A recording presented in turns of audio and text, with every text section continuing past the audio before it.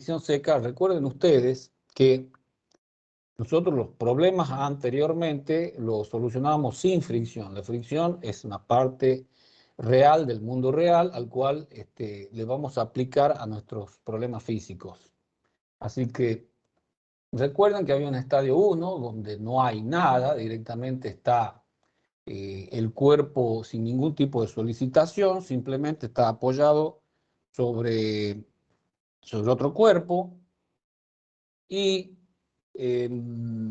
simplemente está ahí estable, estático, suspendido sobre el otro cuerpo y generando una reacción, que en este caso es una reacción del cuerpo B sobre el A, es uniforme, una carga distribuida uniforme, y si ustedes consideran una superficie como base de apoyo, esto será una carga superficial distribuida sobre toda la base del cuerpo A, como consecuencia de la reacción del cuerpo B sobre el A, porque el cuerpo A está accionando con su peso sobre el mismo. Entonces tenemos ese tipo de reacción hasta que nosotros aplicamos una carga o una fuerza P, una acción P, que se la ve ahí como fuerza. Entonces, ¿qué es lo que sucede? Al activar eso, nosotros lo que hacemos es desplazar la normal para que el cuerpo siga estable y forma una cupla estabilizadora frente a la cupla que trata de volcar o de desplazar este cuerpo. Depende de lo que pase, de la altura, de una serie de condiciones que hemos visto en la clase pasada. Este cuerpo, a medida que yo vaya avanzando por estadios, el estadio 2, tenemos por supuesto las rugosidades que hay entre los cuerpos. Acuérdense que siempre en la zona más bien en la superficie de contacto entre uno y dos, entre el cuerpo A y B, nosotros la consideramos deformable para que supuestamente todas esas irregularidades se pongan en contacto, deformen los cuerpos, solamente ahí en esa superficie de contacto se generen los puntos de contacto, se generen soldaduras, que ya explicamos cuáles son, y de esa manera, cuando yo trate de empujar, el cuerpo reacciona, porque ahora sí hay una parte real, que es esta parte, que está intercambiando una serie de fuerzas con el otro cuerpo. De ahí pasamos a una serie de fórmulas que, por supuesto, todavía estamos en una zona que no es el rozamiento máximo, hasta que seguimos aumentando a un estadio 3, donde ya, fíjense, la resultante, que es esta,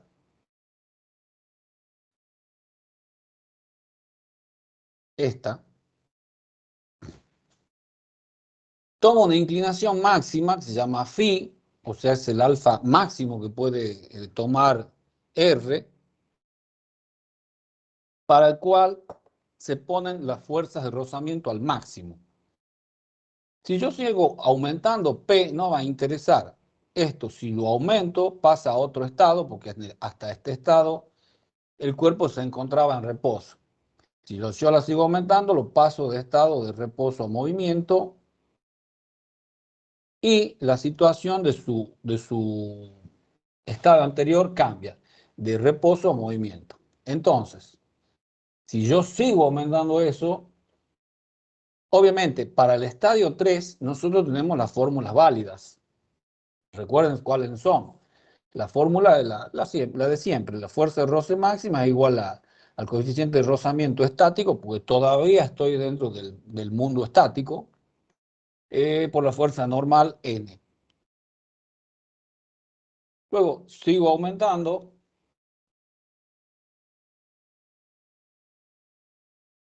Ahí están las fórmulas,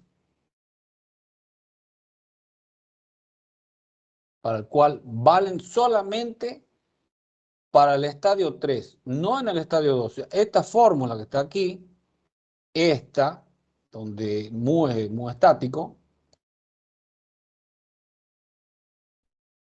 solo valen solo vale para este estado. Si no estoy en ese estado, esto no vale. Entonces,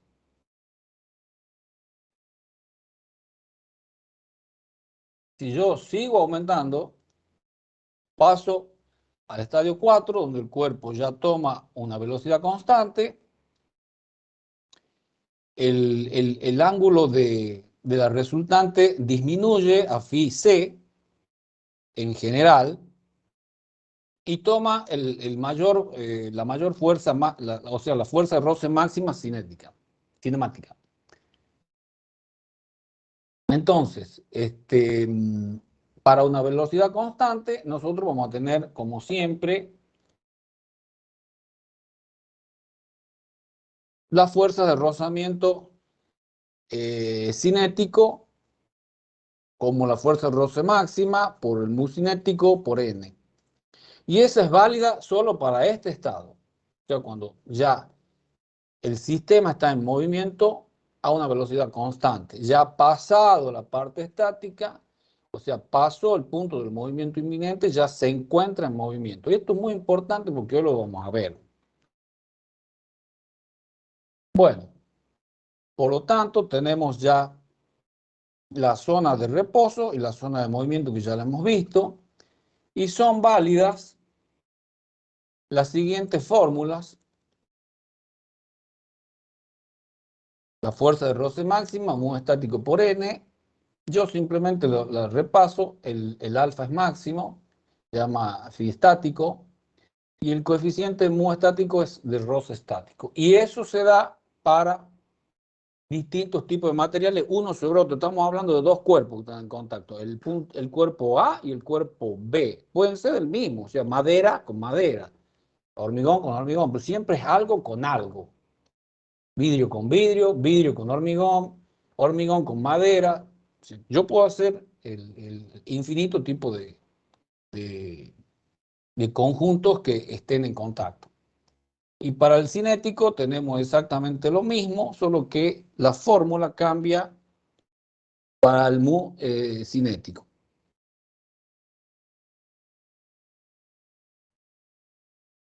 Por supuesto, ya sabíamos que normalmente el mu cinético es menor que el estático en general. Las características, como ya lo habíamos visto, independiente del tamaño de la superficie, proporcional a la normal, se opone siempre al movimiento. Las dos fórmulas de fuerzas de roce, tanto cinético como estático.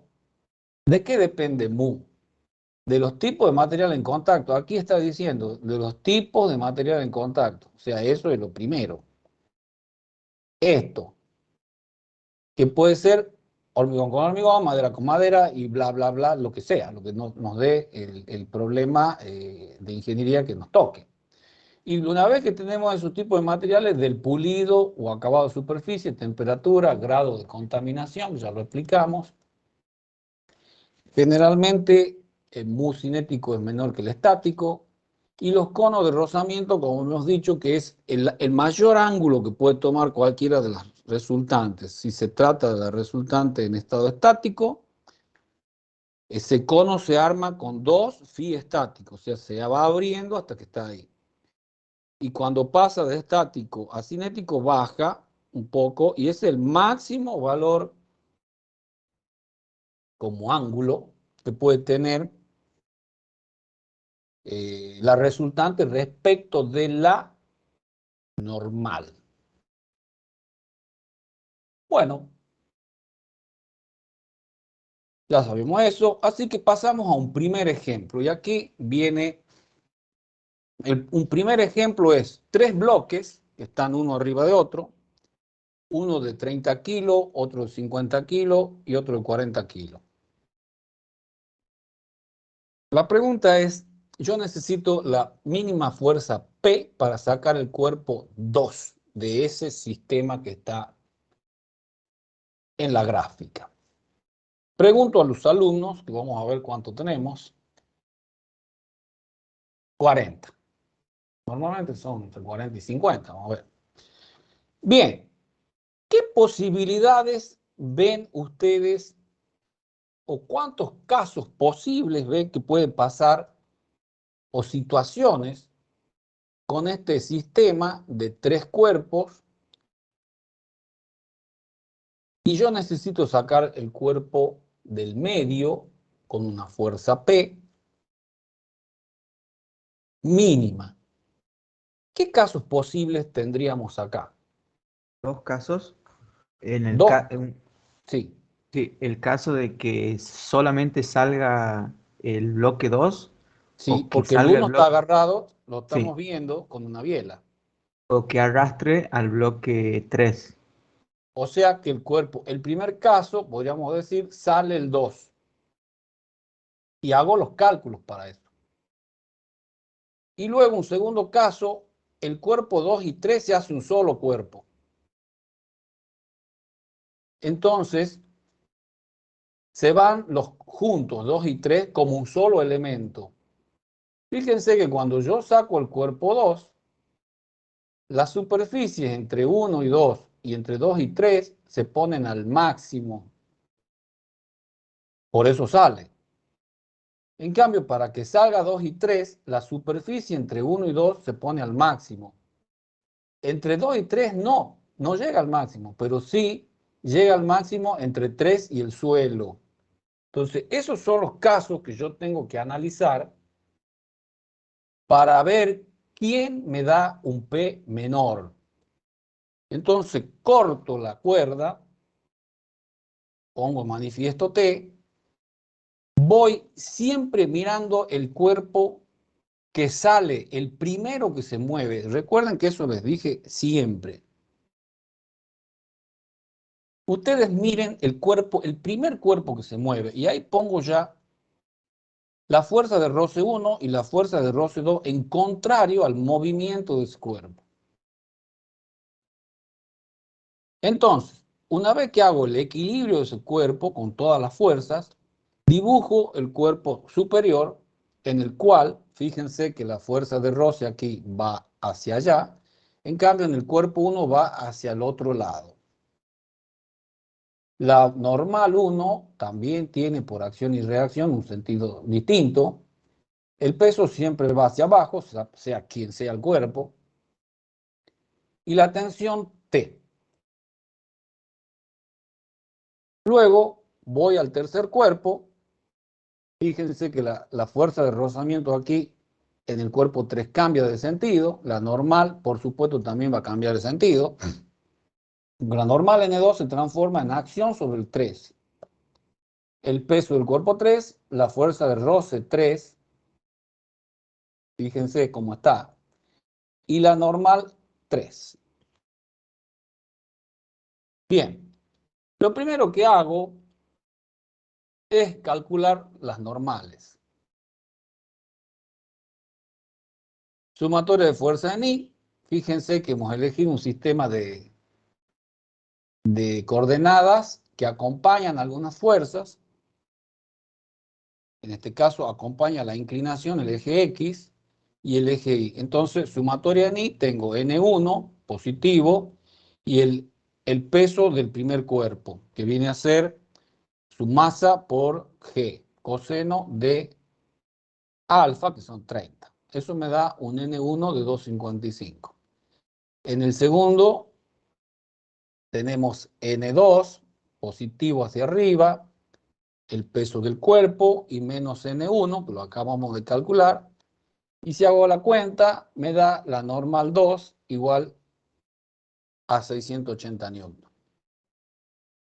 Fíjense que ahí pongo un valor que ya conocía. Y en el sistema 3, que venía a ser el cuerpo 3, hago sumatoria de fuerzas en I. Y tengo, por supuesto, N3 en sentido positivo y luego peso del cuerpo y normal 2 en otro sentido negativo y saco cada una de las normales. Yo ya con eso, acá siempre en lo que es fricción, traten de ser ordenados. Siempre ordenados. Primero piensen la cantidad de cosas que tienen que hacer como casos. ¿Qué van a necesitar en cada caso? Lo resuelven tranquilamente y lo van usando. Entonces, vamos al caso número 1, cuerpo 2 en movimiento inminente. Significa que esto que está acá como cuerpo 2, las fuerzas de roce, ¿cómo se ponen? Máximas. Máximo. Entonces, eso es lo que habíamos calculado recién.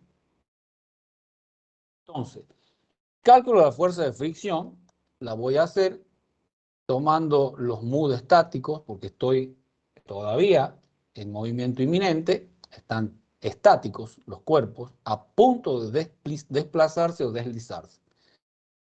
Entonces, la fuerza de roce viene a ser el coeficiente de fricción estática por n. Así que me va dando eso para el cuerpo 1, para entre el 2 y el 3 me da esto, que ya el mood estático es 0,40, por la normal, que la tengo calculada, está aquí.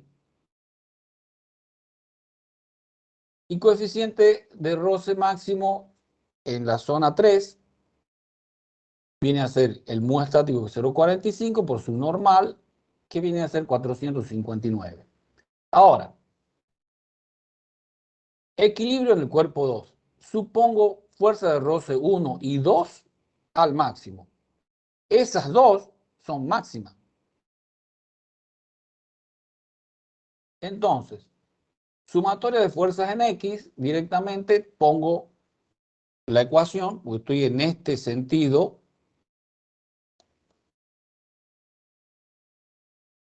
En ese sentido, estoy manejando el eje.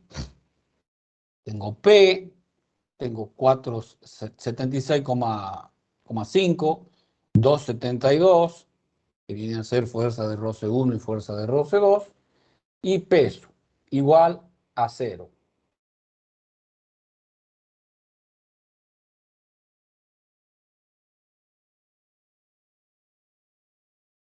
Entonces yo de ahí directamente opero, me da un peso, una fuerza P, perdón, una fuerza P que es 103,1 newton.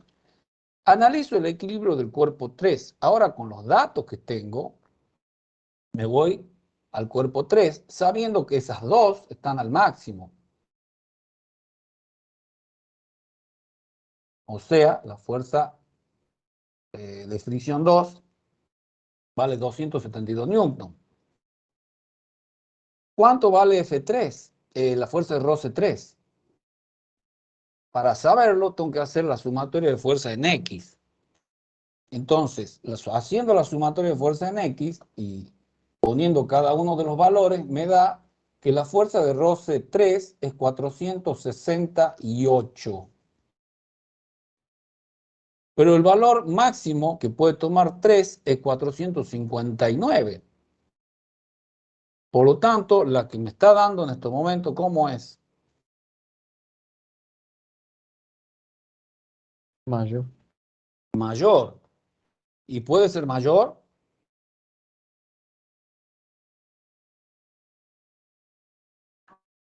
Y para el caso 1 no. No, no puede, no es que caso uno no. No puede haber una fuerza mayor al máximo de lo que se puede desarrollar ahí. Antes pasa algo, se desplazó. O sea que esto no sirve. Entonces significa que no es posible este caso. Pasa un caso diferente antes. En este caso tenemos dos. O sea, es seguro que pasa el caso número 2, porque este lo hemos titulado como caso número 1. Entonces, con un P mínimo igual a 103,1, la cuestión no es posible. Algo pasa y tengo que averiguar qué. Para eso me voy al segundo caso. Tengo los mismos cálculos. Ahora yo ya tengo los dos cuerpos que hemos supuesto que están juntos, ya forman un solo elemento. Todo esto es un solo cubo para mí, o un solo elemento, solo cuerpo, que es la suma del 2 más el 3, como habíamos dicho. Entonces, viendo que tenemos estas situaciones, el equilibrio de los cuerpos 2 y 3 tomando como máximo, como habíamos dicho al principio, la fuerza de roce en 1 y la fuerza de roce en 3, no necesito calcular la 2 porque ya sé que eso no va a pasar. Eso está, como no llega a esa situación, o sea, es menor la fuerza de roce, por lo tanto se quedan pegados. Es menor a la fuerza de roce máxima, entre 2 y 3. Entonces, supongo un máximo de la fuerza de roce 1 y 3. Para eso tomo la sumatoria de fuerzas en X, para tanto tengo P, peso, peso del 2, peso del 3, 76,5 fuerza de roce 1 y 459 fuerza de roce 3. Si yo hago un cálculo, me da que P es igual a 94 newton, que es mucho menor a la que habíamos calculado, bueno, menor, no mucho, pero es menor. Entonces esta situación seguro que se da, porque acá todos los cálculos me están respondiendo con algo que es justificable. Entonces, concluyo que P mínimo es 94 newton. ¿Alguna pregunta? Y ahí termino mi problema.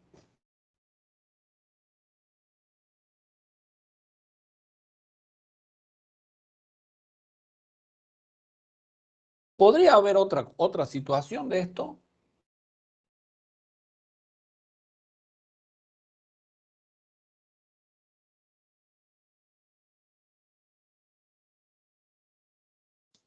Que Que ambos no se se muevan. muevan. ¿Cómo?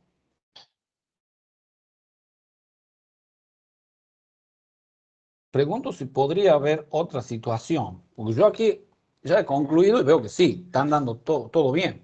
Pero si aquí me salía mal, ¿qué podría haber pasado?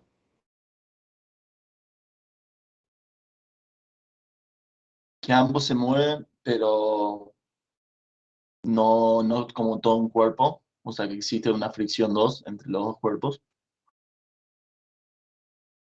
Más o menos, explícate un poquito mejor.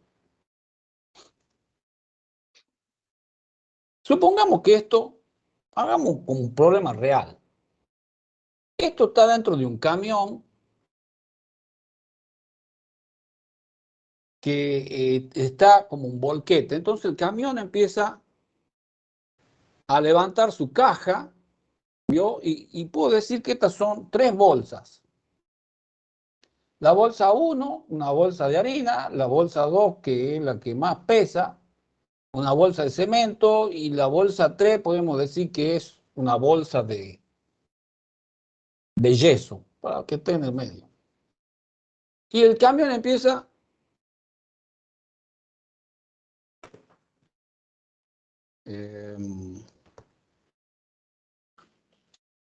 están viendo, ¿verdad? Yo voy a ver si me están viendo. Sí, sí se ve. Bueno, este es el camión y esas son las bolsas. Miren que yo empiezo a inclinar. ¿Qué pasa en un momento? Se deslizó solo. O sea, esto uno lo ve ahí como un dibujito. Pero yo no sé si está realmente así. En una de esas, con esa inclinación y con otros coeficientes de rozamiento, no necesito ni tirar. Ya se deslizó. O sea, estoy frente a un problema que ya pasó. Ya se deslizó. No necesito hacer ninguna fuerza. Entonces aquí me van a dar valores raros de tal manera que va a decir, no, esto no pasó. Pasó que se deslizó, porque el ángulo, que en este caso son 30 grados de inclinación, el plano inclinado, ya es suficiente para desplazarlo al cuerpo. ¿Comprendido? Sí, profesor. Bien. Y ahí, por supuesto, se deslizaron los dos. Y tendré que probar. Pero para eso tendré que hacer otro tipo de cálculo, que no son estos. Se Tendré que toma probar. como, sí, ¿Cómo?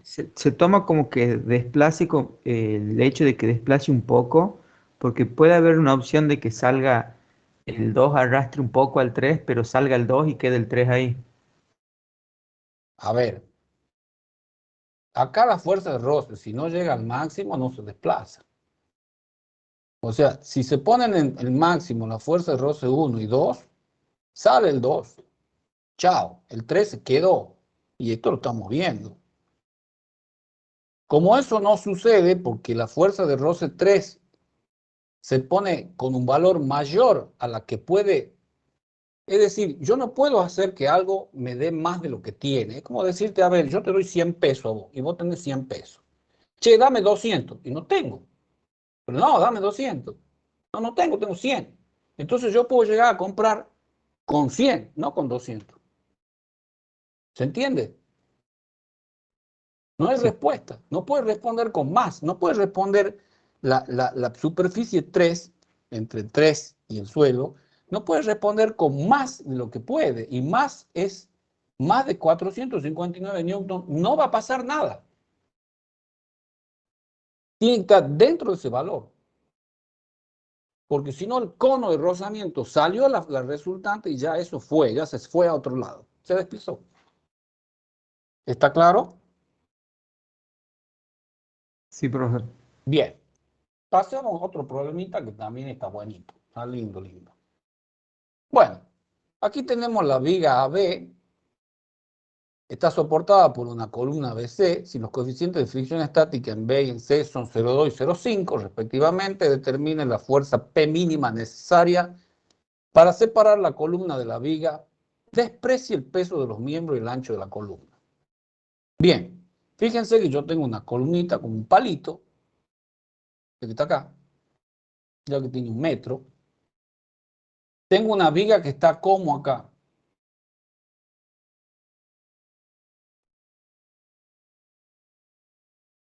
¿Cómo está esta viga? La viga B. Simplemente apoyada. Simplemente apoyada, pero en el punto B, ¿qué tengo? Algo diferente a un móvil. Tengo algo que tiene fricción. O sea, tiene como un grado más a un móvil. Entonces, ¿qué situaciones puedo ver acá o cuántos casos puedo ver que puede pasar con esto si yo tiro? O sea, hagan de cuenta que es como una trampa. Veo esas trampas para agarrar pájaros.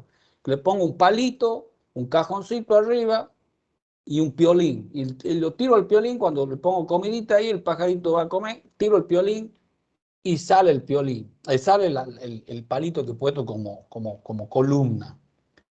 ¿Cómo podría pasar o predecir yo cuál sería la fuerza mínima que puedo hacer para sacar este palito que está aquí, que viene a ser la columna BC?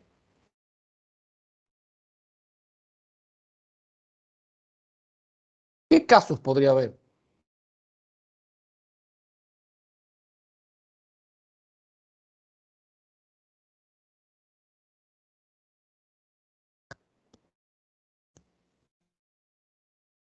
¿Ninguna idea? El caso de que tire y salga y el caso de que tire y no salga. No, hay más, Será más caso cositas. de que si tiro ¿De qué gire? en el punto C salga o en el punto B salga. Ahí me gusta más. O sea, yo tengo dos puntos que tienen situaciones de rozamiento diferentes. Fíjense que aquí, en el punto B, yo tengo un coeficiente de roce 0,2 y en el punto C tengo un coeficiente de roce 0,5, el cual me diría, a ver, veamos, ¿dónde se puede quedar antes? Entonces, para poder saber eso, tengo que hacer los cálculos. Y esos cálculos son los siguientes. Primeramente, voy a hacer los diagramas de cuerpo libre. Fíjense que en B, yo pongo la normal en B, pero no pongo con un sentido la fuerza de roce todavía. ¿Por qué? Porque quiero ver cómo quedaría el cuerpo o la columna, en este caso, el cuerpo 2 o la columna. Entonces, si yo tiro con P mínimo, las dos fuerzas de rozamiento se tienen que oponer al movimiento. Siempre. Por supuesto, todavía no sé cuál se pone al máximo, pero seguro que la fuerza de rozamiento se pone en contra. ¿Está claro? Una vez que yo ya sé el sentido de la fuerza de roce aquí, la coloco arriba. Por supuesto, por acción y reacción, las dos tendrán los sentidos que corresponden. ¿Vamos bien hasta ahí? Sí. Bien, tenemos una viga simplemente, una resultante simplemente apoyada con rozamiento y una resultante de la fuerza distribuida o carga distribuida de 800 newton. Por lo tanto, si hago sumatoria de fuerzas, sumatoria de momento en A igual a 0, es simple porque voy a tener una normal para cada lado totalmente igual. Sin embargo, cuando haga sumatoria de fuerzas en X, yo no sé cuánto vale AX porque no sé cuánto vale la fuerza de roce en B. Eso no lo sé. No sé si se puso al máximo, o sea, si estoy, ¿se acuerdan de la curva que es una línea, o sea, directamente proporcional, fuerza de roce a la fuerza, o a P que estaba en el gráfico? Yo no sé si llega al punto de movimiento inminente o estoy antes de eso, en el punto anterior. O sea, hagámoslo. Yo tenía el diagrama y tenía esto, así y así. Vamos a hacer directamente. Yo no sé si estoy acá, en el punto del movimiento inminente, este es un eje y este el otro, o si estoy por acá. Eso me van a dar las ecuaciones cuando yo plantee el equilibrio en todos los cuerpos y en los diferentes casos. Entonces, ¿cuáles son los casos que puedo ver acá? En principio puedo decir que mi cuerpo no llega al rozamiento máximo en C, pero sí lo hace en B. Por lo tanto, si el punto B llega al máximo, ¿qué significa con el punto, qué significa en el punto C? ¿Qué pasa?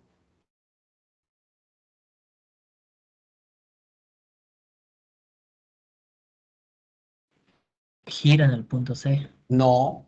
Ah, puedo decir que gira. ¿Por qué gira? ya que en el punto C no se mueve, No gira se después. mueve, entonces hace como un pivot. Esto se llama pivot. Entonces,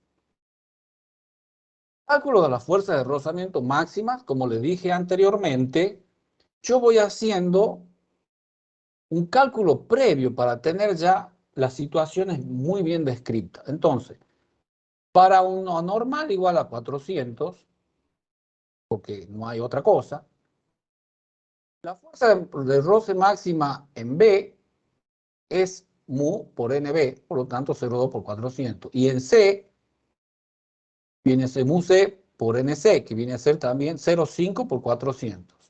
¿Hasta ahí estamos de acuerdo? Sí. Entonces tenemos un primer caso. El primer caso decimos, desliza en B y pivot en C. O sea, en C no llega al máximo. Llega al máximo en B.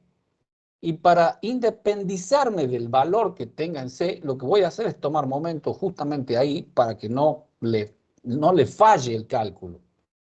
Entonces, B está al máximo, lo cual me da como 80 newton, y la fuerza de roce en C es menor a la máxima, pero yo voy a tratar de hacer que no participe porque no conozco el valor, lo supongo.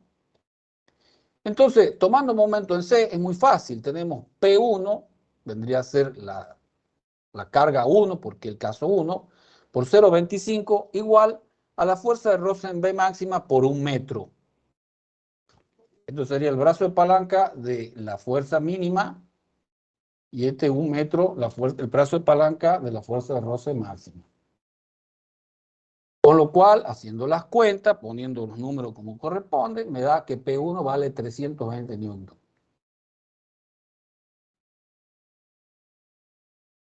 ¿De acuerdo? Ahora paso a un segundo caso.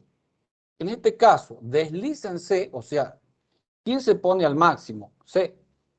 ¿Y quién no llega al máximo? B. y hago la misma cuenta. Pero en este caso tomo momento en B para olvidarme de lo que tengo, de la situación que tenga B. Y hago la misma cuenta, nada más que ahora P2 es por 0,75 y la fuerza de roce máxima en C es por 1.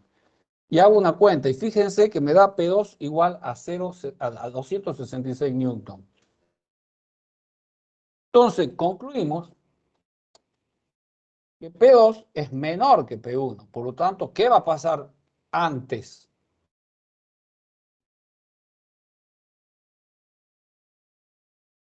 Va a deslizar en C y va a pivotear en B. O sea, va a pasar el caso 2 antes que el caso 1. Y el valor es ese. Con ese valor, yo lo calculo a la fuerza de roce en B.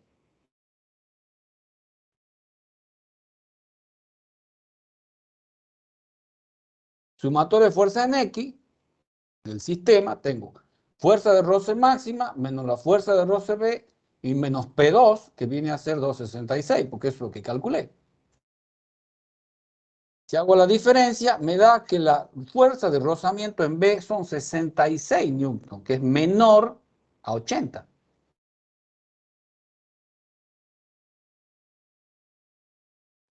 Por lo tanto, sabemos que AX es la fuerza de roce en B, por lo tanto AX vale 66 newton. Y ahora ya sé cuál es el valor este. Y sé cuál es el valor este. Recién ahora, y fíjense que el valor de la fuerza de roce en B se encuentra antes de llegar a la punta del movimiento inminente en B. ¿Quedó claro? Sí, profe. ¿Puedo pasar? Sí. Bueno, ahora vamos a cambiar a otro tema de rozamiento, que son las poleas con rozamiento.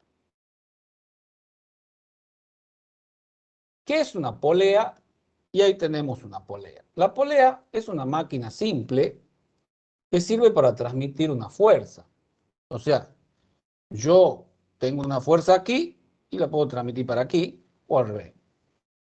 Pero ¿qué pasa si esta polea tiene rozamiento? También puedo hacer que esa polea pueda transmitir momentos, porque ahora el rozamiento, porque en el caso de que esta polea no tenga rozamiento, la tensión, digamos el peso que está en azul, sería igual a la tensión roja, porque aquí tengo P y aquí tendría P. Si no hay rozamiento, aquí tendría peso del cuerpo y aquí tendría que tirar con P, ya que a lo largo de esta zona que está en contacto, la cuerda, vendría a decir, con la polea, que es el elemento redondo, no hay fuerza de rozamiento. Ahora, si yo empiezo a considerar el rozamiento, yo puedo decir que, imagínense, si en la polea, que es un elemento redondo, no tengo ninguno justo acá, no importa, tengo una banda que viene a ser la cuerda, que está en contacto y no hay rozamiento, eso desliza sin ningún problema, porque no hay. Recuerden que nuestros sistemas son totalmente rígidos. Ahora yo le pongo rozamiento, significa que hay una adherencia entre una parte que es la polea y la banda, y eso se produce gracias al rozamiento. Entre las poleas pueden haber distintos tipos de poleas, y esto de manera indicativa. Aquí tenemos una polea fija, arriba, y una polea móvil. Por cada polea móvil yo divido a la mitad la carga, pero esto no es lo que nosotros vamos a ver, eso tendrían que haber visto en física. Aquí tengo otra banda que sirve para transmitir. Fíjense que eso está en un motor.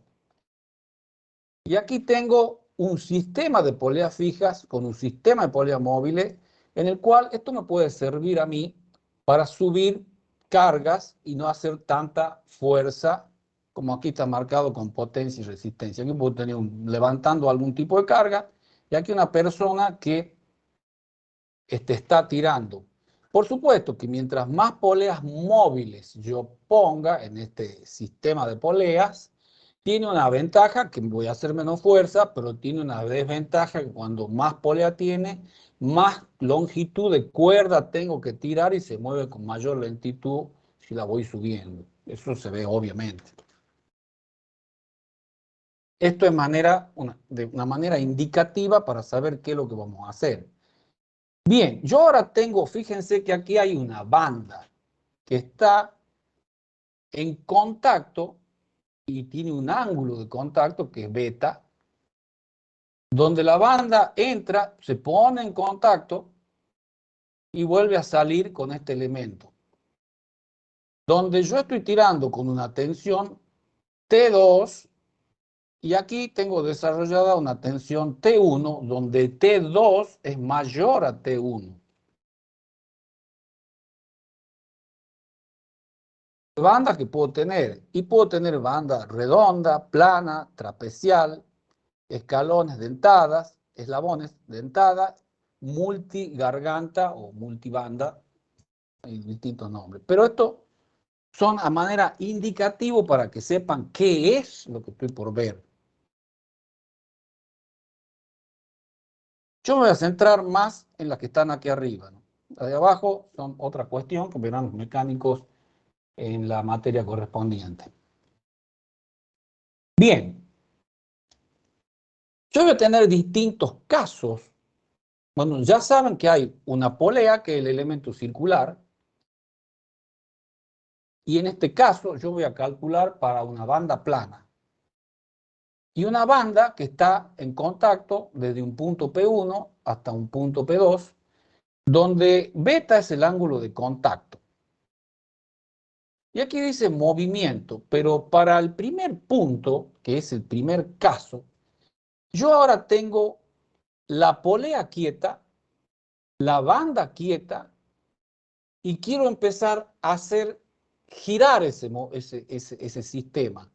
Ese sistema quiere girar en forma antihoraria porque dice, ve, movimiento hacia allá, no está girando, está quieta. Caso, por ejemplo, voy a prender un compresor de aire, que ya le voy a poner la figura, y está quieta, prendo el motor eléctrico y la banda trata de hacer girar este sistema, pero está quieto. Entonces, ¿qué es lo que pasa? Yo voy a tirar con T2, por supuesto que hay dos tensiones, pero tengo que tirar más. Trato de dar vuelta, ven el sentido del movimiento, pero ¿qué es lo que sucede? Mi sistema mecánico o lo que sea que hay detrás de todo esto se va a oponer a que yo quiera girarlo. Por eso hay un momento que yo tengo que vencer donde T1 y T2, con T2 mayor que T1, y si yo hago momento en el centro, tengo el momento, tiene que ser igual a la diferencia de tensiones, T1 y T2, por el radio. Eso se ve claramente. Tomando momento en el eje de la polea. ¿Se entiende? O sea, la polea está quieta. Tengo que hacerla girar. El momento se opone a que yo la haga girar. Pero además tengo suficientemente tensión para que cuando yo quiera hacerla girar, las fuerzas de rozamiento que están aquí en rojo se generan, fíjense ahí, están acá, se generan de tal manera que todavía están dentro del punto del movimiento inminente, o sea, no se quiere deslizar la polea respecto de o la banda respecto de la polea. Está a punto de deslizar, están en el roce máximo. Yo voy a tensar eso hasta que diga, ah, estoy en el roce máximo. O sea, tengo que calcularlo para poder saber. Pero entendiendo de que la banda no desliza respecto de la polea, que el roce está al máximo y que estoy en una situación de movimiento inminente. Y si la situación es esa, significa que si yo empiezo a hacer girar esto, el punto P1 que está aquí, y empiece a girar, va a acompañar junto con la banda. Entonces, si yo hago una marca acá, cuando vaya moviéndose, P1 y la marca se van a ir moviendo pegaditos. ¿Por qué? Porque no hay deslizamiento respecto de uno con otro. ¿Eso se entiende? ¿Le expliqué bien? ¿Lo están entendiendo?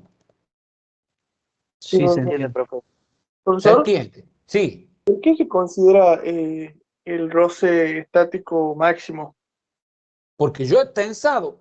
Mira, hace de O cuenta. sea, A ver, como que está a espérate punto un de segundito. deslizarse, digamos. Espérate un segundito. Vamos a hacer algo más.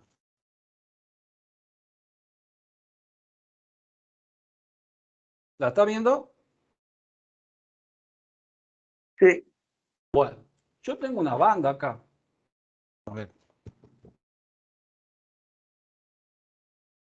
¿La ve la banda? sí. Si yo hago así, ¿qué está pasando con la banda y la ruedita? Y la cinta. La Se cinta desliza. transparente. Se desliza. Bueno, yo no quiero que haga eso. Yo quiero que cuando vaya dando vuelta, las dos giren al mismo tiempo. ¿Ve que el punto este con este va coincidiendo? No hay deslizamiento. Cuando yo marque aquí, yo le hago una marquita aquí, entonces los puntos se van a ir moviendo hasta que salga. Pero no se desliza. Eso sí entiendo. Pero ¿por qué, digamos, tiene que ser la fuerza de roce máxima, digamos? Bueno, te imaginas que si yo no tiro esto, yo no puedo tenerlo, pero si yo esto lo tiro, le tenso de alguna manera, o sea, esto está suelto, entonces yo lo agarro, lo levanto con algo, de tal manera de que produzca una tensión. Yo necesito fuerzas normales acá. Si no hay fuerzas normales, pasa esto. Ahora, si yo tuviera tres manos, entonces te tiro hacia ahí. Ahí la estoy tirando, ¿ves? ¿Te das cuenta? Sí. La estoy tirando. ¿Y qué pasa ahí? Estoy presionando contra la parte circular. Y entonces, ¿qué pasa ahí? Porque son dos cuerpos deformables en ese punto. Se produce una fuerza de fricción. Ahora, yo quiero que esa tensión llegue hasta el punto del movimiento inminente. No quiero seguir tirando. Yo puedo seguir tirando hasta que la rompa, pero no quiero. ¿Ahora entendiste? Sí, sí. O sea, La vida está cotidiana por tirante. factor de seguridad, digamos, en la vida cotidiana por factor de seguridad no debe llegar al punto inminente de movimiento. No, tiene que llegar. A ver, la vamos a tensar tanto que yo voy a garantizar de que acordate que si yo ponía un libro, yo empujaba con una fuerza. Si pongo dos libros, ¿qué pasa? Aumento la fuerza para poder desplazarlo. Si yo tenso de una manera, voy a ganar un rozamiento. Si tenso más, gano más rozamiento, pero estoy rompiendo la polea. Bien, ¿Se bien. entendió ahí? Yo Sí. puedo seguir tensando hasta que la haga bolsa. Si yo, por ejemplo, a ver, tengo una gomilla. Si yo la gomilla la tenso, tengo una gomilla por acá. Wow. Justo ahora no está. Supongamos que yo pongo una gomilla.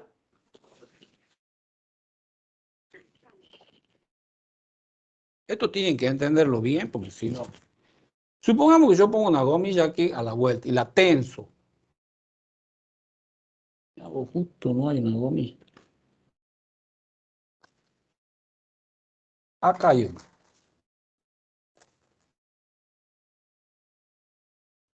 No, está rota.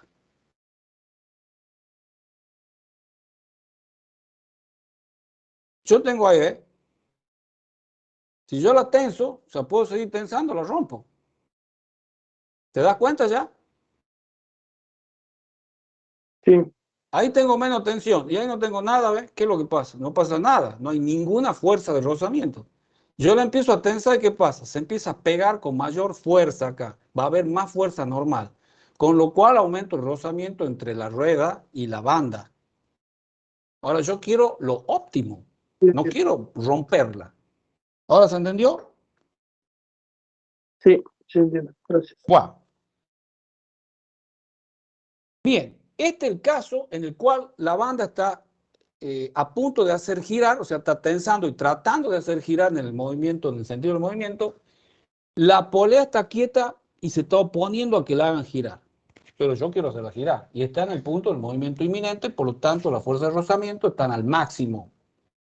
Todas esas fuercitas rojas que están acá están al máximo. Segundo caso. El sistema ya arrancó y está girando a una velocidad angular constante. Con lo cual, volvemos a lo de recién. Como está girando y está tensada de tal manera que aquí todavía estoy en el mu estático. ¿Por qué? Porque a pesar de que está girando, cuando entre un punto por aquí, va a acompañar ese punto hasta que salga, sin deslizar. O sea, eso acompaña y sale. Acompaña y sale. No hace eso. ¿Te das cuenta? Este es el segundo caso. Lo mismo, tiene un ángulo de contacto beta y vale todas las fórmulas esas que tenemos arriba de momento y de tensión. La velocidad angular es constante. Está girando a velocidad angular como si fuera un motor, por ejemplo, que está funcionando ya en su régimen. Y hay un tercer caso, que ese ya es como el de recién, que es algo que está quieto, pero la banda está deslizándose. Al deslizarse, la velocidad de deslizamiento es una velocidad constante, que es como si fuera que el cuerpo, cuando está en un plano, está desplazándose a un MRU, velocidad constante. En este caso, acá yo lo tengo quieto a la polea o el elemento ese circular que está ahí, que ya van a ver que ni siquiera es necesario que sea circular. Bien, yo voy a tomar ahora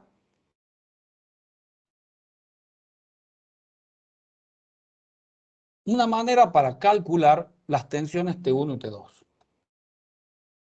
¿Qué es lo que agarro? Agarro la banda plana, tomo un diferencial de phi, que está acá abajo, es una porción diferencial de la banda.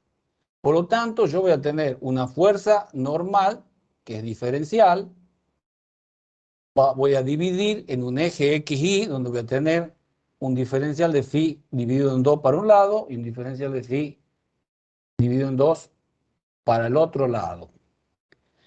Y obviamente voy a tener una tensión T, que está acá,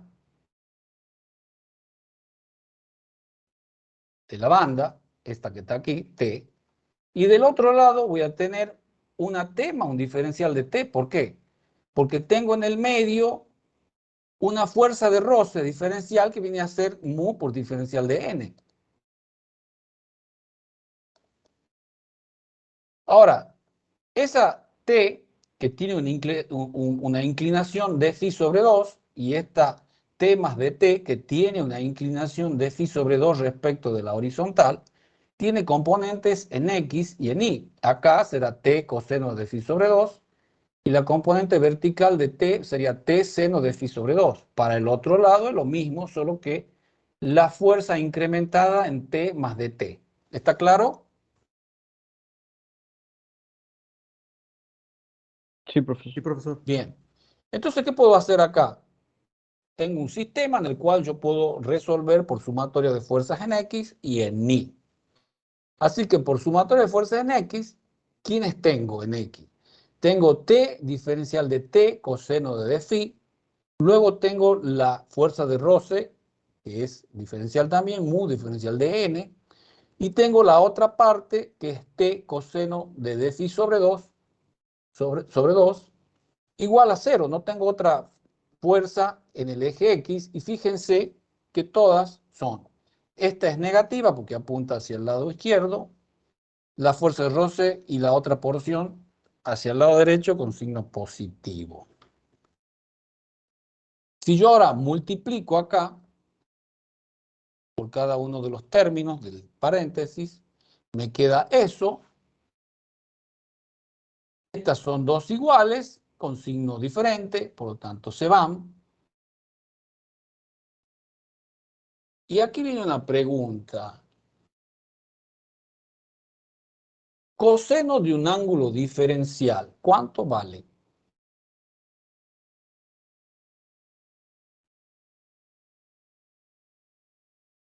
Eso debería responder así ustedes, ¿no?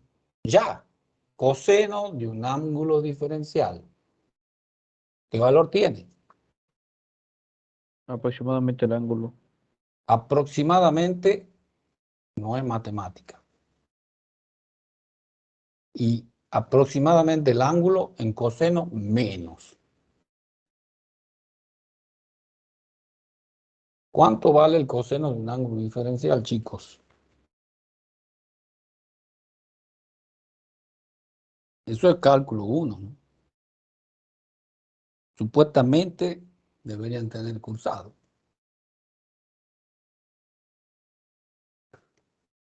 Si yo tengo el círculo trigonométrico, trazo una... Uno, ¿verdad? ¿Ah? El coseno de ángulo diferencial fue igual a 1. Puede dar, no, da 1, porque No. directamente yo tengo el ángulo es pequeño, la parte vertical que es el seno, Seno. y la parte horizontal que es Coseno. el coseno. Y el círculo trigonométrico tiene radio, ¿cuánto? 1. Entonces, ¿cuánto vale el coseno de un ángulo chiquitito? 1. 1. Bien. Ahí está el 1 y ahí despejé. Sumatoria de fuerzas en I igual a 0. Por supuesto, en I, ¿qué tenemos? Tenemos T de T seno con signo negativo y T seno con signo negativo, y la única positiva es la diferencial de la normal. Distribuyo, sumo, y aquí, ¿qué es lo que tengo? Perdón, ¿cuánto es el seno de un ángulo diferencial? 0. 0. No, no, no, no, señores. El seno de un ángulo diferencial es el ángulo, porque es justamente es una propiedad que tiene. Si es chiquitito, es directamente el ángulo en radianes. O sea, seno de dφ sobre 2 es dφ sobre 2. Diferencial de phi, ¿no? Bien. Haciendo esos cálculos, aquí. ¿Ahí qué tenemos? Tenemos un diferencial de segundo orden, y los diferenciales de segundo orden son productos de diferenciales, y eso directamente es 0.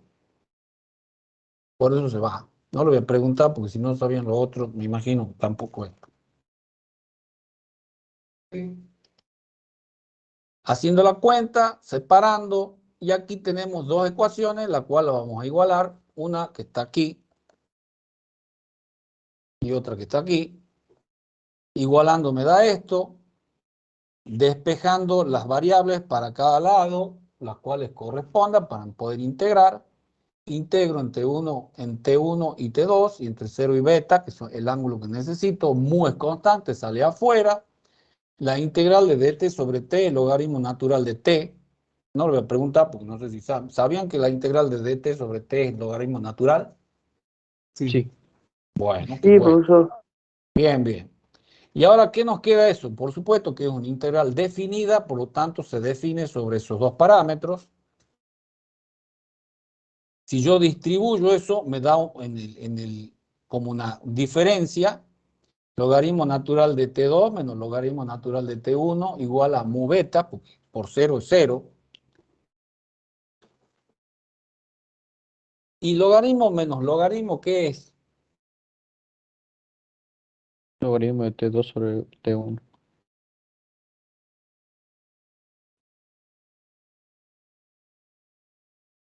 ¿Y eso qué es? ¿Cómo lo saco al T2 menos T1? Queda T2 sobre T1 igual a E a la mu por beta. Muy bien.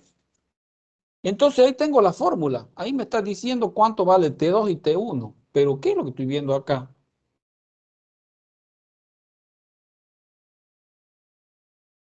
Estoy viendo muchas cosas cuando veo la relación. Primeramente no me dice nada de la geometría, simplemente el ángulo. O sea que ni siquiera el radio está. No le interesa si es redondo, cuadrado, hexagonal, octogonal, no importa. Importa el ángulo donde entra y el ángulo donde sale. Importa el coeficiente de roce. Tampoco dice si está en estado en el punto del movimiento inminente o ya está en desplazamiento. Tampoco le interesa porque es lo mismo. O sea, yo puedo reemplazar el mu E por el mu C y va a ser válida. Entonces, esa conclusión que llegó aquí, fuerza de fricción sobre bandas, sobre la banda plana, vale esa ecuación, la cual es una expresión que me da la relación de tensiones. Y eso es correcto, porque no se olviden que yo tiro y puedo seguir tirando, y lo único que tengo acá son relaciones de tensiones. Si yo tiro acá de tanto, tanto me va a tirar en el otro lado, hasta que la rompa, hasta que aguante el material.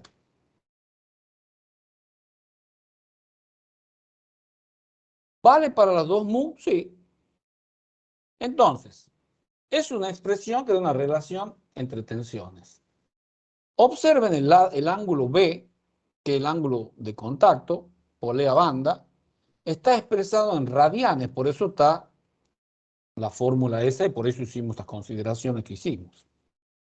Si está arrollada n veces la cuerda o banda en torno al tambor o a ese elemento, el ángulo de contacto sería 2pi por n más la otra parte que quedaría. O sea, puedo enrollarla también y tirar. Lo cual me va a dar una relación de tensión mayor. Es una ecuación igualmente válida para una sección no circular porque no interviene radio. Y vale para el deslizamiento o deslizamiento inminente, o sea, para la parte cinética o para la parte estática. ¿Se entendió?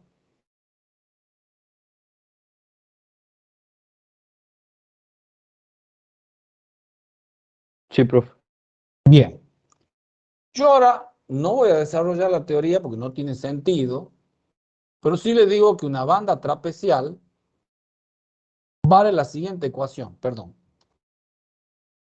O sea, es la misma ecuación, nada más que mu beta se divide en el seno de alfa sobre 2.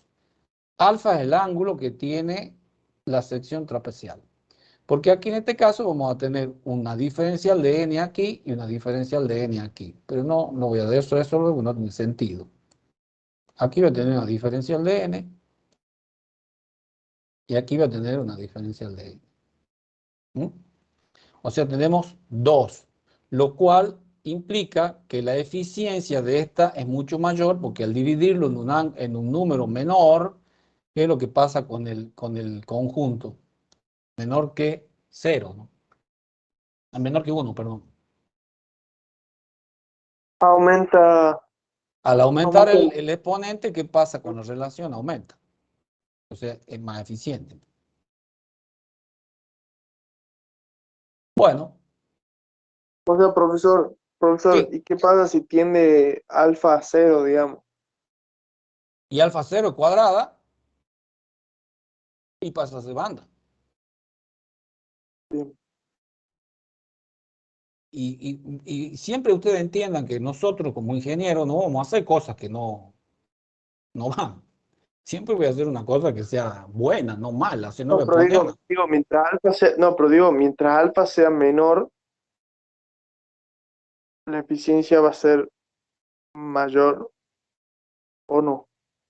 Digamos, Y la ahí relación va a ser mayor. vamos a tener nosotros una serie de consideraciones que no vienen al caso ahora porque esto es una cuestión mecánica. Simplemente vos tenés un ángulo que vienen ya las correas hechas y previstas, pero sí, podés tener variación, yo puedo tener un ángulo así, eso ya no es válido. Siempre va a haber una zona de alfa que es más eficiente. Pero no es cuestión de este curso. Esto lo pongo para que ustedes lo sepan. ¿Entiendes? Si yo hago un ángulo grandísimo, ya casi es plana. No, digo un ángulo menor, decía yo, pero bueno, o sea, usted me dice Y que... si es menor, pues la estás metiendo en un cajón. Prácticamente queda plana. No te olvides que esto vale si está contenida aquí. ¿Ves que aquí hay un hueco? ¿Estás notando ahí que hay un Sí, espacio? sí, sí, Si yo no sí, considero el espacio, ya no se apoya sobre los laterales. ¿Me explico? sí, Si yo lo hago así, como vos decís, esto queda así y así, ¿y qué pasa con la banda? Queda ahí abajo. Y ya que ya no sirve lo que he hecho, el canal no sirve. O sea, vos vas a tener esto donde va a ser un punto eficiente, lo cual nosotros no entramos en eso porque eso es más bien mecánica que ven en transmisiones los mecánicos, no los civiles. Por lo tanto, nosotros lo único que tenemos que entender que esto existe. Esto es como informativo. Nosotros vemos simplemente bandas planas. Bueno, y aquí tienen un caso, por ejemplo, donde yo estoy enrollando una cuerda y vale la ecuación que nosotros hemos dado, la primera, ¿no? Entonces, ¿qué es lo que hago? Tengo menor tensión aquí para bajar el auto. Acá tengo una banda que está frenando, con esto yo hago un freno de cinta, y los frenos de cinta de los autos que están viste que hay frenos de disco y frenos de cinta, también vale la fórmula, ¿no? Y este es un problema de física que no tiene mayor aplicación, pero puede ser que se dé en el hecho de que yo pueda bajar un elemento con peso W y arrastrar un bloque de 100 libras, en cual puedo hacer un cálculo. Esto es informativo para que vean cómo se hace. Vamos a un cálculo. Valen, por supuesto, la fórmula esa, ¿no?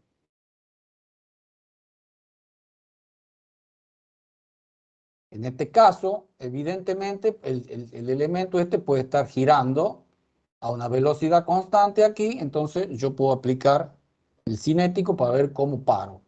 Bueno, en distintos casos. En este caso te puedo decir que esto está desplazándose, o sea, ya lo tiró, o cuando está a punto de desplazarse, en el caso de este problema. Bueno, veamos un ejemplo. ¿Qué valor de la fuerza F? Y aquí fíjense, la fuerza F es esta. O sea, yo estoy tensando la banda que tiene una tensión T2 y T1 para un momento que está así y está a velocidad constante girando a omega constante, desplazando o venciendo un momento M. Entonces, ¿qué valor de la fuerza F es necesaria para transmitir un momento M de 200 Nm a una omega constante cuando mu vale 0,35 y R vale 0,25 metros? Necesito averiguar F, o sea, cuánto tengo que tensar para no romper la polea. Analizo el ángulo de contacto y coeficiente de fricción para obtener la relación de tensiones. Esta es la relación de tensiones. Ese es el ángulo beta. El ángulo beta es pi. Por lo tanto, 0,35 que es mu por pi me da igual a 3. Eso lo puse para que dé directo, ¿no? Entonces tenemos una relación de tensión de T2 3 veces T1. Tomando momento en 0 o en O, esta práctica la voy a hacer ya en el otro problema, por lo tanto, miren bien, es M menos T2 menos R más T1 por R, donde queda esa formulita. Esa es una fórmula que se usa mucho. Entonces, en T2 reemplazo por 3T1 y me queda, reemplazando también el valor del momento, que T1 vale 400. Y si vale 400 por 3, me va a dar 1200. Y haciendo una fuerza, una sumatoria de fuerzas en X aquí, F vale T1 más T2, o sea, 1600 newton. Eso significa que yo tengo que tensar con 1600 newton, hacer un esfuerzo. Vieron que en el taller mecánico a veces cuando están estirando la correa del auto le ponen una palanca, le ponen lo que sea. Bueno, no es así. Entonces, así se rompen las poleas. Tienen que tener una tensión tal que permita que el sistema ande perfecto y además que no rompa la polea. O sea, la tensión que se debería dar es 1600 y un poquito más para garantizar que cuando empiece a funcionar y la polea tenga su mínima desgaste y se estire, siga funcionando el sistema. ¿Se entendió esto? Sí, profe. Sí, se entendió. Bien. Vamos a otro problemita. Fíjense esto. Esto es un compresor. Acá yo tengo una polea motriz y una polea impulsada. Esto es impulsor y esto es impulsada. Acá tengo una máquina que sirve para agujerear. También tengo, en este caso, puedo elegir un sistema de poleas múltiples para cambiar velocidades cuando se trate de distintos tipos de mechas. Siempre hay un motor, que es un elemento que crea el movimiento, y el otro que está inducido el movimiento.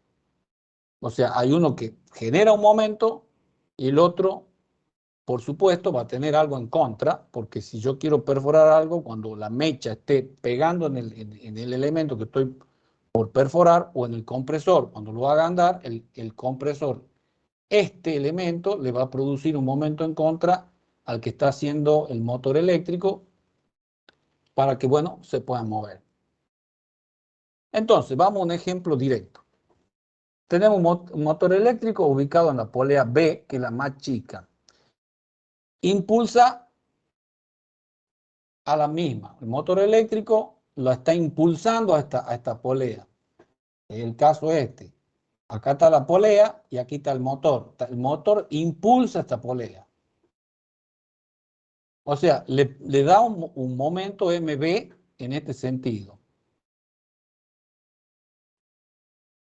La correa está conectada a una polea A de un compresor que requiere, el compresor necesita un momento de 700 Nm para funcionar a una omega constante, y el coeficiente de rozamiento estático es 0,4 en ambas poleas. B es la distancia entre las poleas, 2 metros. Calcula la fuerza FB necesaria para el funcionamiento correcto de este compresor y que no deslice ninguna de las dos poleas. Datos. MA vale 700 Nm, B la distancia entre los dos ejes, 2 metros, RA 0,5, RB 0,03 y mu 0,4 en ambas. ¿Se entendió? Entonces yo ahí hago un corte y pongo en manifiesto las tensiones. Fíjense que en la polea A tengo una fuerza y le voy a llamar fuerza A. Y en la polea B tengo una fuerza y le voy a llamar fuerza B. ¿Por qué? Porque cuando corte, en realidad yo voy a tener la misma tensión, T1 y T2. Acá cuando corto, estas dos son iguales. Pero cuando haga el cálculo, voy a hacer un cálculo para una parte, luego voy a hacer el cálculo para la otra y voy a comparar las dos. Es obvio que la tensión es una, no la que calcule. O sea, va a corresponder a una que yo elija de acuerdo a la tensión que le dé. Pero, como tengo que hacer como dos casos y ver cuál me conviene, tengo que dividirla en dos partes. ¿Está claro? Entonces, ya hago mi diagrama de sólido libre. Aquí tengo un omega A, que es la velocidad angular en esta polea A, y omega B, fíjense que las dos giran así, ¿eh? Pero este momento va a favor. ¿Por qué? Porque está haciendo girar, es la impulsora. Y viene para acá y el compresor se opone a que se haga girar. porque está comprimiendo un aire, o no sé qué otra cosa hará este motor, pero está oponiéndose a eso. Fíjense que aquí tengo la tensión 2 en ambos, que es la mayor, y arriba es la menor, T1. ¿Se entiende? Sí, se entiende. Bien. Vamos a hacer primeramente el cálculo de los ángulos. Yo trazo una horizontal por donde, fíjense que la polea, acá tengo un ángulo alfa a favor, o sea, el ángulo de contacto voy a tener 2 alfa más pi para acá. En cambio aquí voy a tener 2 alfa menos pi, o pi menos 2 alfa, perdón. O sea que tenemos acá, estamos entrando, yo trazo una horizontal y aquí trazo el radio y aquí, esto siempre cometen un error, la banda siempre va a salir tangente a la circunferencia. Por lo tanto, acá tengo un ángulo recto. Entonces aquí tengo un triángulo rectángulo cuya hipotenusa es este, que viene a ser B. Y esto que está acá es un cateto que viene a ser la diferencia de los dos radios. Esta parte. ¿Entienden eso? Sí, profesor. Y el ángulo que se forma acá es alfa. Entonces, el seno de alfa es el radio mayor menos el radio menor dividido 2. Que es 2b.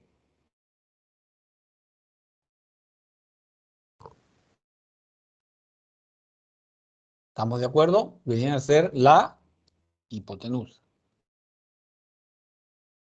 Si yo hago el cálculo, me da el ángulo en el sistema sexagesimal y después lo paso al radián.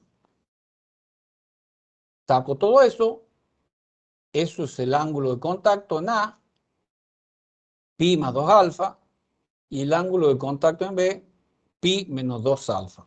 Lo pongo en radianes.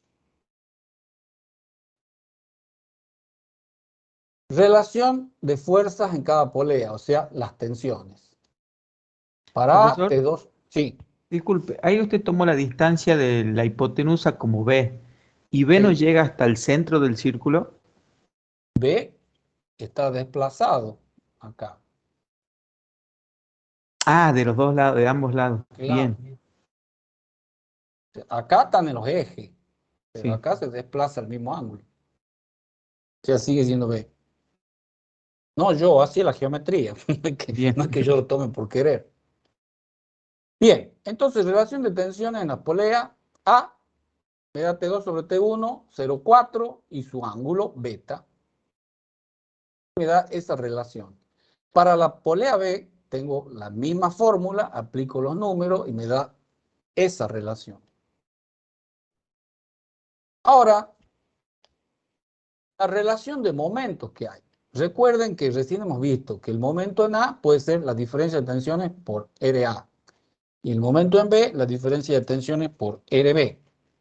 Ahora, ¿qué pasa si yo, como estos son iguales, T2 menos T1 y T2 menos T1 son las mismas, porque cuando corto no puede haber una tensión distinta aquí y aquí? Lo que hago, despejo eso, paso esto dividido, igualo y me queda esa relación de momentos. Entonces, si yo necesitaba un momento en A de 700, necesito un momento en B de 420. Por supuesto, haciendo las cuentas, poniendo los radios, dividiendo, poniendo el 700 y haciendo los numeritos que corresponden. Ahora ¿Y es lo que paso tiene que trabajar el motor? a... Eso sería lo que tiene que trabajar el motor para hacer girar la Exacto. polea. El MB es lo que tiene, lo que necesita el motor, eso o más. Se no puedo poner menos. Bien. Para traducir ese momento para el otro lado, yo necesito analizar las tensiones en cada una de las piezas. Entonces, en A, ¿cuál sería la fuerza FA que necesito aplicar?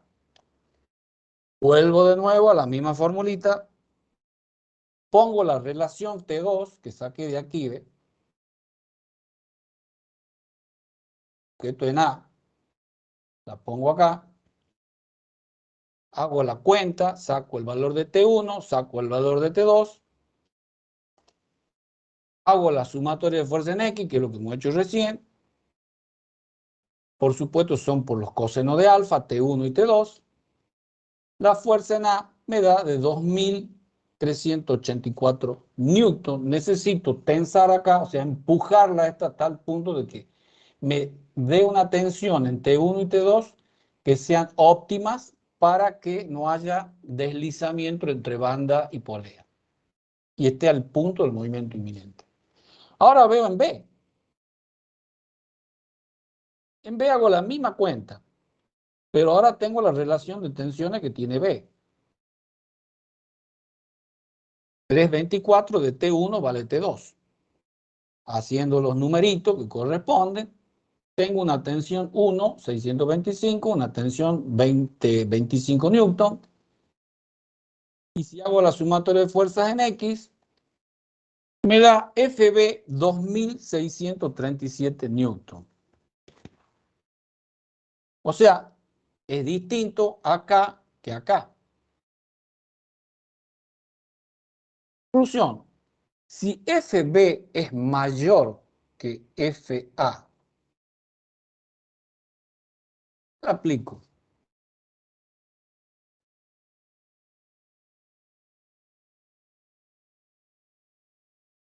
Pregunto.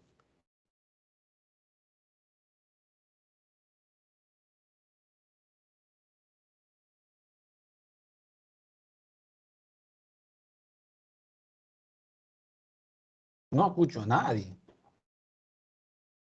No, tenemos 39. O sea, menos que cuando hemos empezado. Sí, ¿cómo era la pregunta, profesor? Que te ¿Qué ha fuerza trabado. tengo que aplicar? Si para el lado A me da 2.384 y para el lado B me da 2.637 que tengo que aplicar, o sea, tensionar. Yo en realidad tengo una sola forma de tensar, que es en la zona B. ¿Se acuerdan que yo tengo que tensar acá? Pero eso a mí me tensa de tal manera que T1 y T2 pasan a tener estos valores. En el caso A, 498 para T1 y en el caso B, 625. El más grande, ¿Por FB. qué? Porque si no, si lo tensa como FA, FB va a deslizar. Exactamente. Y debo tensar eso, o sea, aplicar una fuerza así, que se pone un dinamómetro, ¿no? Para poner eso. Aplicarle una fuerza así y un poco más, porque tengo que garantizar el hecho de que la polea, cuando empiece a funcionar, puede sufrir un pequeño alargamiento por el mismo uso. ¿De acuerdo? Pero no mucho más, no tengo que seguir tensando, porque si no, rompo aproximadamente entre un 5 y un 10% más. No puedo seguir tensando, porque si la sigo tensando, rompo los ejes, rompo los rulemanes, rompo todo.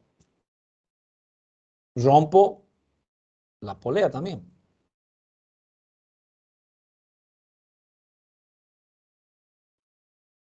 ¿De acuerdo? Sí, profe. Bueno,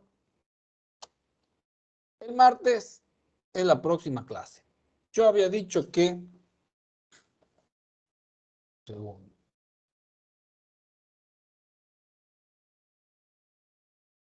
Aquí tenía el verdadero...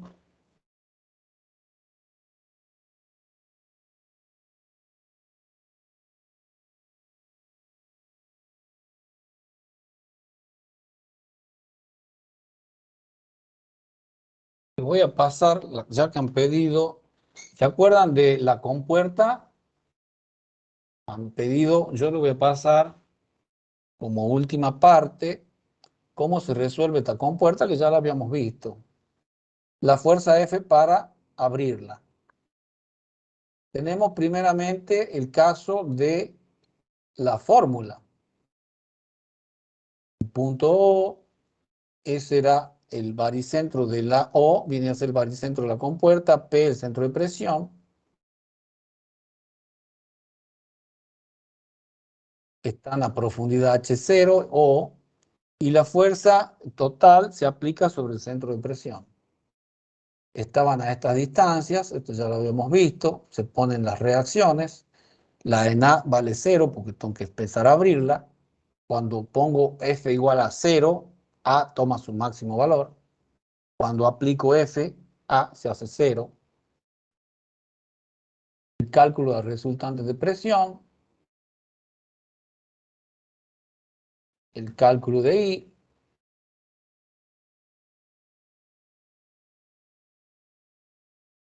ahí teníamos los valores, esto ya lo habíamos visto, así que simplemente lo estoy pasando. Cálculo de F, sumatoria de momento en B igual a 0. Sabemos que es una diferencia. Y esto nos daba 9,16. Para la siguiente forma, aplicamos presiones resultantes. Y lo hemos visto. Fíjense que las presiones resultantes están aplicadas sobre la compuerta. Una resultante 1, una resultante 2, a las distancias que estamos viendo. Sacamos las presiones en punto A y en punto B. Las resultantes de cada sector, que viene a ser un triángulo y el otro. Sumatoria en B, F por 0,7, R1 por 0,47, el 47 está para arriba. Ponemos los numeritos que corresponden y la fuerza me da 911 kilonewton. Y esta, que es la que se armó un lío porque, bueno, me equivoqué de archivo. Tenemos ahí aplicada cada una de las horizontales, los dos pesos, distancias, cada una para tomar el momento. La presión A y presión B que están bien calculadas, ya lo hemos visto. W1 y W2 son los pesos. H1 y H2 son las fuerzas horizontales, cada una con un triangulito. Estas son las distancias para tomar momento. Aquí está la fórmula de momento. Y esta me da 906.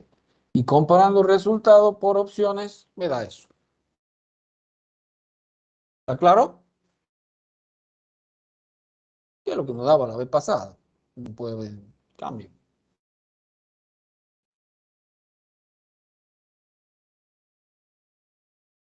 Y con esto concluimos las clases. Yo les digo, la clase que viene la va a dictar el titular de la cátedra el martes. Ya se le va a enviar el link correspondiente. Así que estén atentos que se le va a mandar vía mail el link, no sé qué usará Meet o tal vez use también el Teams o Zoom, no tengo idea. Pero se le va a mandar vía mail y el horario, que va a ser seguramente el horario de siempre. ¿Alguna pregunta, chicos?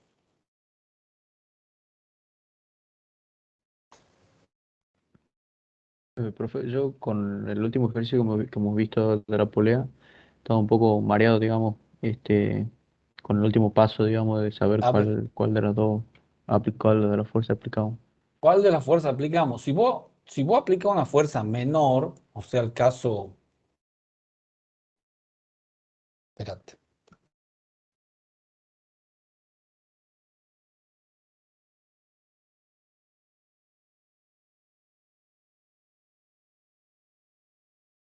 O sea, nosotros hicimos todos los cálculos, el ángulo, la relación de tensiones. la relación de los momentos, o sea, qué momentos necesitamos tener para el motor, para que el compresor pueda andar, siempre lo muevo un poquito más. Hacemos después cuánto vale cada Profe, fuerza. ¿Ah? creo que lo No está está compartiendo. compartiendo. Ah, perdón. Sí, sí, tenés razón. Ahí está. Bueno, esto ya lo habíamos visto.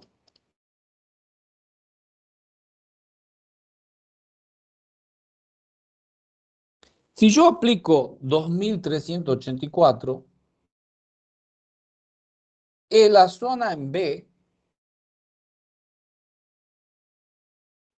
va a tener menos tensión. ¿Por qué? Porque las T1 y T2 van a corresponder a menores fuerzas. No se olviden que cuando yo tenso, la tensión T1 y la tensión T2 son las mismas. Yo al cortar acá, lo que hago es analizar un caso y el otro.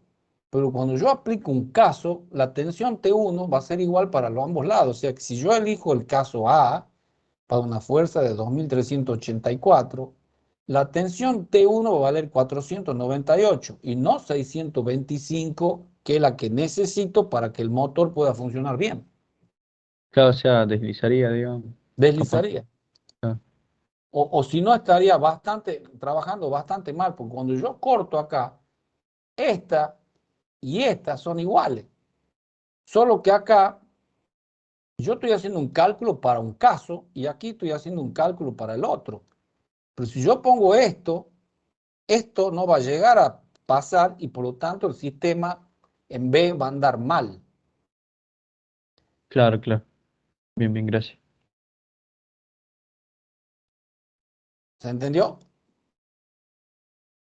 Sí, sí, sí, profe, gracias. ¿Alguna pregunta más, chicos?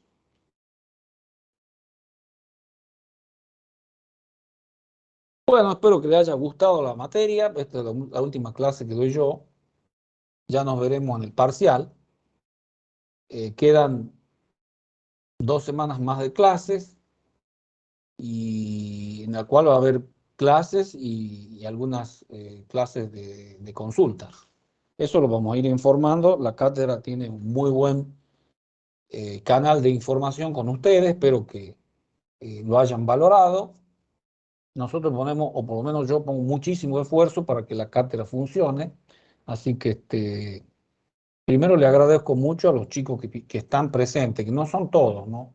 Yo siempre he contado alrededor de 50 que están presentes. El Teams me da quiénes están presentes y quiénes no. Así que yo tengo un listado de los que están en clase, en todas las clases. Así que les agradezco mucho, espero que les guste la materia y que les guste la carrera, porque aquí ya es cuando vienen, ustedes más se ponen con cara a la ingeniería. Así que si no hay otra pregunta, concluimos la clase. Hasta luego, profe, gracias. Chao, Hasta ingeniero. luego. Gracias. Muchas gracias. Bueno. Ah, siguen con el doctor Dana, ¿no?